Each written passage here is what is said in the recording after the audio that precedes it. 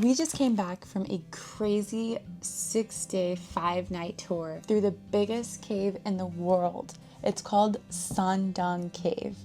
And I recorded our entire experience so you could see firsthand what it's like. This is day 2. Technically yesterday was day 1, but that was all the boring stuff. Today we start the hike. This is the Commander Lodge in Phang Nga. It's where we spent our first night of the tour and would be getting picked up by a bus after breakfast. The bus ride into the national park was beautiful and an amazing precursor for what's to come. We even stopped off at a viewpoint to see all the beauty. Then we started the trek. The second day was full of jungle trekking. I was pleasantly surprised by the mild weather. I mean, it wasn't too hot and not cold at all. I think doing this tour in January would probably be the best option if you want good weather. The jungle was very dense, full of plants and trees. We crossed many rivers this day, and high socks were such a lifesaver, especially for all the leeches hanging around. We made our way to a humble but gorgeous village called Son Doong, home to the Bru Ven Q ethnic community. They had so many doggies there. We were told that they use them for hunting in the rural area. The tour company Oxalis works closely in providing support for this village, and in return they allow us to have lunch and witness their way of living here. The lunch was shockingly delicious. It was at this point that I realized that we would be eating good. Afterwards we continued on out of the village and to more river crossings and beautiful scenes of the jungle. Finally, after trekking through the jungle most of the day, we caught our first glimpse of a cave. This is the Hungan cave. It's the 3rd largest cave in the world, and it would be home to the first night of our camping trip. First we passed this massive fallen tree, and then we hiked up to the entrance. I felt a little intimidated at this point, I'm not gonna lie, but I was excited for the adventure and mostly nervous to be inside of a cave overnight. Once officially inside the cave, we put lights and helmets on for protection and had a short walk to the camp. We could see from above a pristine turquoise lake below. I was shocked by the beauty. We did cross the lake on a small raft and made it into the camp. There was option to swim and paddleboard. The water was very cold, but most people still jumped in just to freshen up a little, and I took advantage of the paddleboard. I felt like I was living in a dream as I sat out on the lake, listening to the bats and the birds as the sun began to set.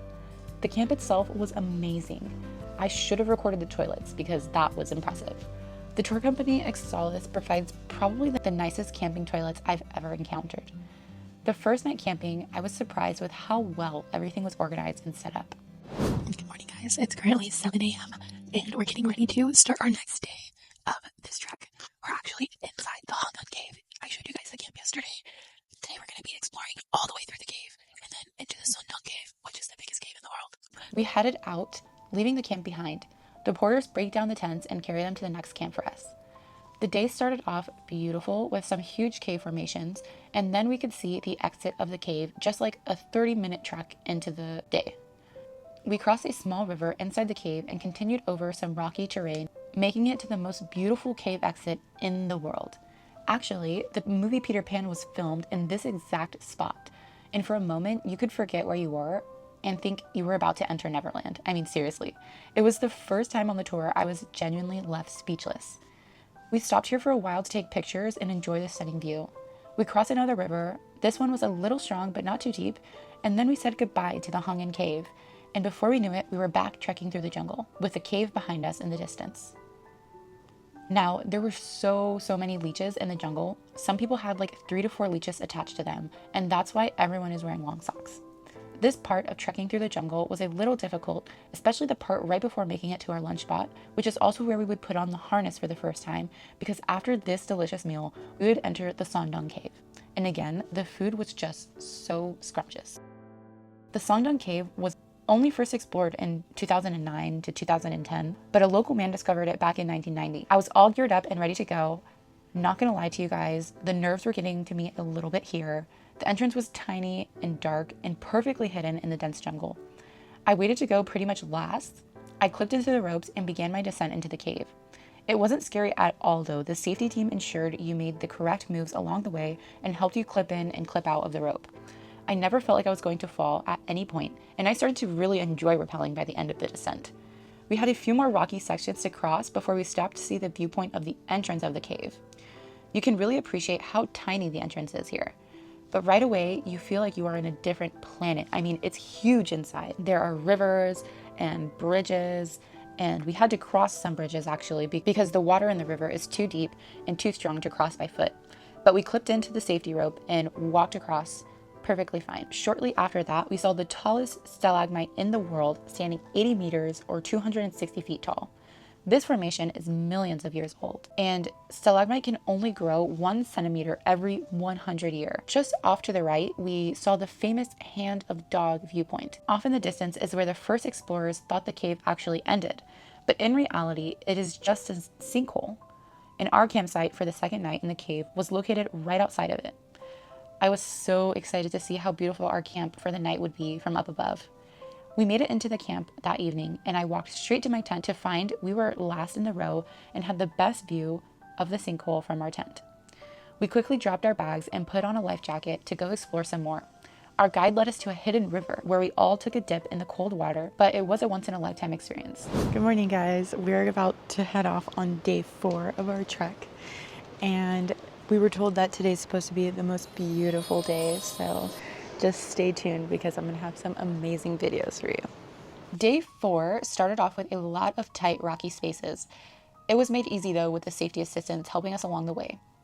We were heading out to explore the sinkhole ahead of us, and it turned out to take quite a while because of the rocky crossing, and even at one point we had to clip in and use some rope to help us get up to the sinkhole. But when we finally made it up, wow guys, I mean, it was incredible. It felt like prehistoric to me. And we could look down and see our last camp off in the distance. I really loved exploring here and seeing how all these different plants were able to flourish inside a literal cave. It was incredible to me. We visited a formation called the Wedding Cake, and for lunch we went back into the cave and watched the sinkhole from the other side, and the view from here was even more spectacular if you can even imagine that. We had an amazing view of the Wedding Cake, and we got very lucky because 1 month a year, during the month of January, you can catch the sunbeams coming down from the top of the hole on a sunny day. I was so excited to see this. I mean, we were all jumping for joy and running around like crazy trying to take the best shots with our cameras. We ended up staying here for almost 2 hours watching the sunbeam cross from one side of the hole to the other. And I do have to tell you guys the truth. For me, this was the most breathtaking and beautiful thing I saw in the cave. It felt to me like heaven just came down and touched the earth right before us. I was just in awe. And the pictures and videos we got to take here, I'm probably going to frame them and most definitely going to cherish them forever because it was just that beautiful. After lunch, we continued exploring the cave, and I did not realize the second sinkhole was only a short distance away. Explorers called this the Garden of Edom like the cheese. I really love this viewpoint from above, looking into the cave jungle.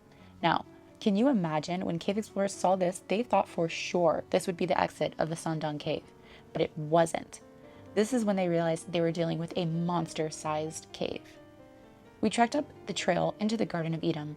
I was pretty giddy about this sinkhole because the first one was just insanely beautiful. Not many animals live here, just some bugs and snails.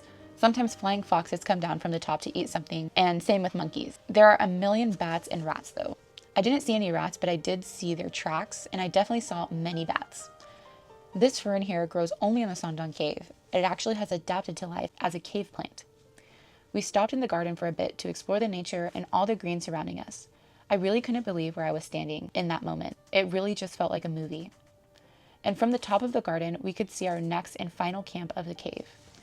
Taking in our last views of the garden, we made our way down into the camp and enjoyed another incredible view from our tent. This camp felt the most cozy to me. You can see our tent is so spacious and comfortable. That meant it was time to get some rest. Good morning, guys. Today's our last day in the cave, unfortunately. Sad to go, but we have to go up the Great Wall of Vietnam today. We're literally gonna be climbing up the wall. Last day in the Son Doong cave. It has been such an incredible journey, and I'm so excited for today. First step of the day was to put on the full harness in preparation for the climb up the Great Wall of Vietnam. Then we said goodbye to the Garden of Edom and headed out to do our last bit of cave exploring. We saw more insane rock formations like this one. What's the name, you ask? British explorers named it the Dog's Balls. It means that something is really cool, apparently, in British slang. We also got to see these crazy sand dunes that the team lit up for us to take some photos, and more beautiful stalagmite. We saw a species of fish special to the Son Doong cave that are blind and albino, and also another very rare rock formation called cave pearls, created from the different minerals in the cave. The last part of the cave exploration was a long, narrow, and very muddy section with water up to your upper thighs at some point. This was probably my least favorite part. The anticipation for the wall was really building up here. The first part of the climb is a huge ladder at a 90-degree angle. I literally just stared at my hands the whole time and I was fine. Just don't look up or down. And then the second part was a bit more of an angle, and you really pull yourself up with the rope. Again, safety assistants are there the whole time helping you. We stopped for a quick lunch and finally found the tiny little exit of the cave. But before we left, we got to see some goat bones preserved from the minerals in the cave. Then it was a rocky climb into the jungle again, this time for the last time. This section was probably the most physically challenging just because it was a lot of steep incline and descending, but it was very short and we took many breaks with our awesome teammates. And I enjoyed the sunshine after being in the cave for 4 days. After we made it to the dried up river, we could take our helmets off and enjoy the last 20 minutes of the trek that really felt life-changing for me. I was sad it was over, but so grateful for this amazing accomplishment, and of course doing it with some really amazing people and my sweet husband by my side. For the final night, we got some champagne and checked into our farm stay. It turned out to be the most beautiful hotel I've stayed in Vietnam, and again, just an incredible experience. The tour was through Oxalis Adventure. I highly recommend putting this on your bucket list. Thanks for watching, guys. Let me know if you have any questions. If not, I'll see you in the next one. Bye!